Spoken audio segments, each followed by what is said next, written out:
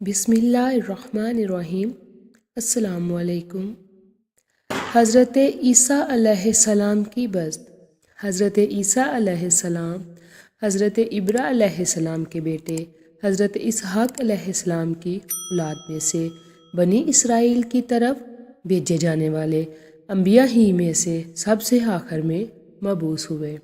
حضرت عیسیٰ علیہ السلام کے بعد آخری نبی حضرت محمد صلی اللہ علیہ وآلہ وسلم حضرت اسماعیل علیہ السلام کی اولاد میں سے نبی بنا کر بھیجے گئے۔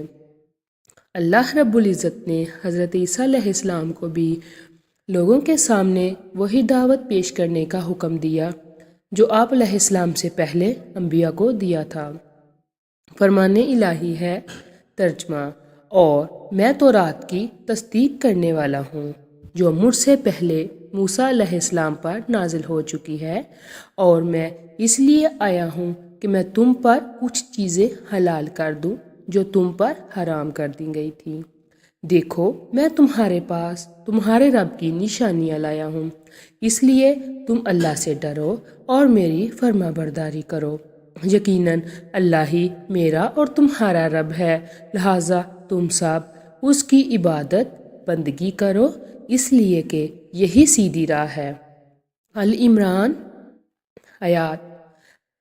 مریم علیہ السلام کو ان کی والدہ نے بیت المقدس کی خدمت کے لیے وقف کر دیا، تو آپ حضرت زکریا علیہ السلام کی کفالت میں رہ کر بیت المقدس کی خدمت کرتی رہیں۔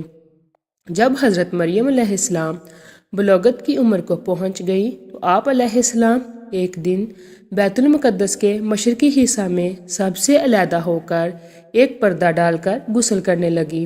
اتنے میں اللہ تعالیٰ کے فرشتے حضرت جبرائیل علیہ السلام حسین نوجوان کی صورت میں سامنے آئے۔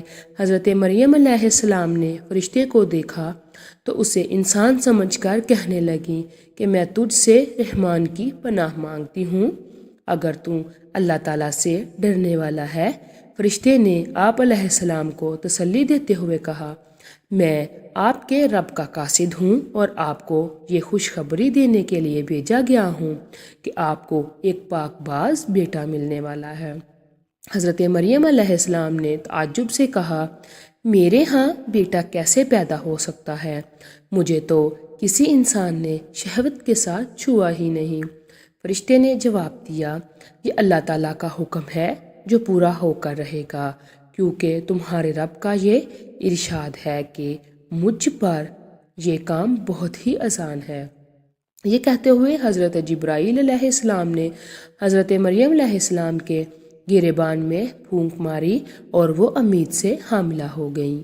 جب حمل کے آثار ظاہر ہوئے تو آپ علیہ السلام نے بنی اسرائیل کی طرف سے تہمت لگنے کے خوف سے تنہائی اختیار کر لی۔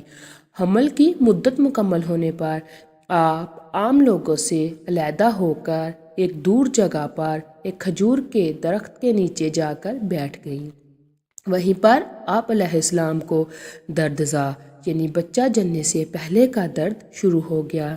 ایک طرف تو آپ علیہ السلام کو جسمانی تکلیف ہو رہی تھی اور دوسری طرف آپ ذہنی طور پر بھی پریشان ہو گئیں کہ جب میں بچہ لے کر قوم کے سامنے جاؤں گی لوگ مجھے کیا کہیں گے۔ لہٰذا آپ نے اس موقع پر کہا، کاش میں اس وقت کے آنے سے پہلے ہی مر چکی ہوتی اور لوگ مجھے بلا چکے ہوتے۔ اللہ رب العزت نے حضرت مریم کی جسمانی اور ذہنی تکلیف دور کرنے کے لیے آواز دی کہ اے مریم، آپ غم نہ کریں، آپ کے رب نے آپ کے پاؤں تلے ایک چشمہ جاری کر دیا ہے، اس سے پانی پئیں، اور جس کھجور کے درخت کے نیچے آپ بیٹھی ہوئی ہیں اس کو ذرا ہلائیں تو اس سے تازہ کھجوریں گریں گی، وہ کھائیں، آپ کی جسمانی تکلیف دور ہو جائیں گے۔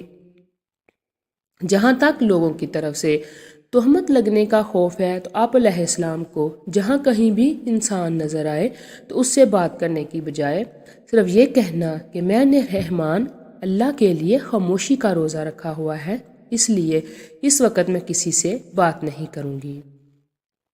حضرت عیسیٰ علیہ السلام کے معجزات۔ حضرت عیسیٰ علیہ السلام کو اللہ رب العزت نے بڑے بڑے معجزے عطا فرمائے۔ خود آپ علیہ السلام کا بغیر باپ کے پیدا ہونا، گود میں باتیں کرنا بھی بہت بڑا معجزہ تھا۔ اس کے علاوہ آپ علیہ السلام کسی بھی مردہ آدمی کے پاس جا کر اسے کہتے کہ اللہ کے حکم سے زندہ ہو جا، وہ اللہ عز و جل کے حکم سے زندہ ہو جاتا۔ آپ علیہ السلام مٹی سے پرندہ بنا کر اسے کہتے کہ اللہ تعالیٰ کے حکم سے اڑ جا، تو وہ پرندہ جاندار بن کر اڑنے لگتا۔